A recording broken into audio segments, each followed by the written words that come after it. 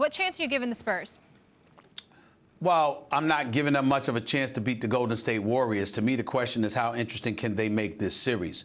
Can they win 2 games? I'd be proud of them if they could win 2 games, to be quite honest with you. Kawhi Leonard will have to be healthy. If Kawhi Leonard is not healthy, they're going to get swept. I don't care what you saw last night. This is not the Houston Rockets. These are the Golden State Warriors. They defend the perimeter, they defend the interior, and they score in bunches. They're explosive. They will run the Spurs out of the building without Kawhi Leonard. It's not going to work. Kawhi Leonard is going to have to be ready so he can neutralize one of the triumvirate, one of the triangle. He's going to have to shut down one of them. So I look at it from that perspective. And then I say to myself, what I really like about the Spurs, I said it before when Tony Parker went down. I love this guy, Jonathan Simmons. I think he's got tremendous potential.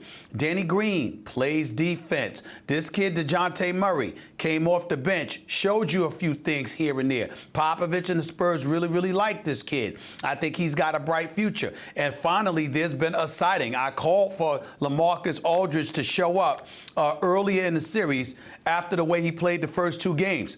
In the last 2 games in Houston, he played big. He is going to have to take advantage of the JaVale McGee's, the Zsa Pachulias, and to a lesser degree, a Draymond Green in the post area. Now, Draymond Green's going to get leverage on him, and he's not going to be able to back Draymond Green down, but he can shoot over him.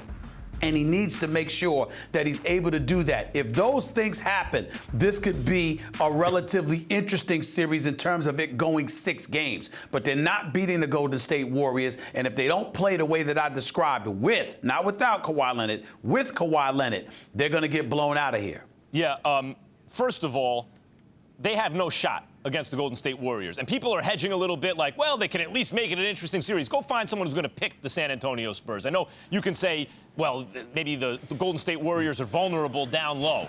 But even the bigs that San Antonio has, LaMarcus Aldridge and Pau Gasol, those are not bullies down low. They can play in the post, but they're not really low post dominant players. Pau Gasol at his best is in the pinch post, and LaMarcus Aldridge is a jump shooter, really. These are not, so they can exploit somewhat a deficiency there in the Golden State defense, but how much? Look, the Spurs are a very likable team, Stephen A. You brought up Jonathan Simmons.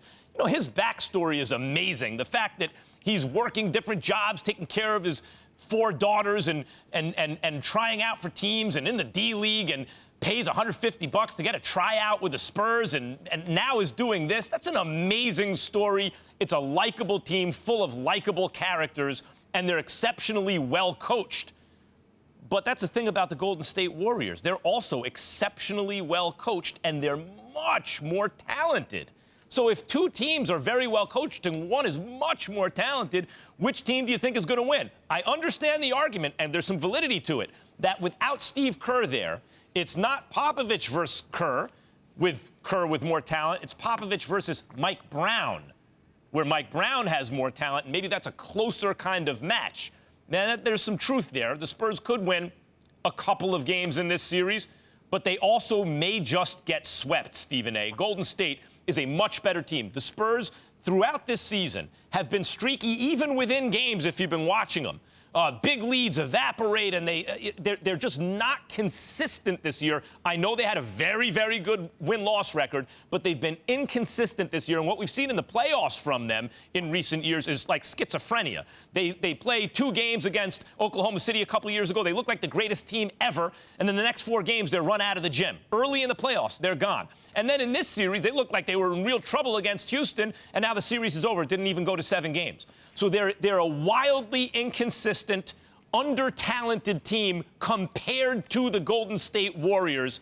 And even Popovich versus Mike Brown, I don't think it's enough to make up for it, particularly with a compromised Kawhi.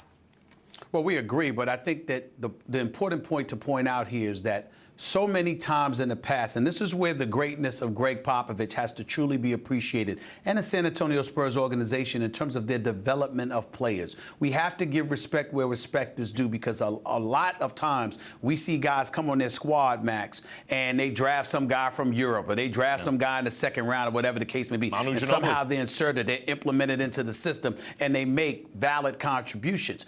What I love about what I'm seeing from the Spurs, Greg Popovich, once upon a time, you just knew he was going to rely on Manu Ginobili. You just knew he was going to rely on Tony Parker. You just knew he was going to rely on Tim Duncan. Not to say that's a bad thing, but he was going to ride. He's going to ride him and ride him and ride him. That's what it was going to happen. That's one of the reasons why Steven Jackson used to be frustrated, because even though he loved his teammates and what have you, he also believed in himself and knew how much Popovich loved a guy like Manu, and he was like, what about me? Here's the situation. In San Antonio now, obviously due to injuries, but also because Popovich has shifted a little bit, those young guys, he doesn't mind throwing them in the line of fire. He doesn't mind putting them in those situations where you got this guy Kyle Anderson, you got Jonathan Simmons, you got this kid, I'm sorry, like DeJounte Murray and those other guys. You just see what they do. Deadman as well. You just look at them. He doesn't mind throwing them. And if you've got fresh legs to defend, Max, late that in could games, make absolutely. things interesting against Golden State, By the because way, you need to be able to defend.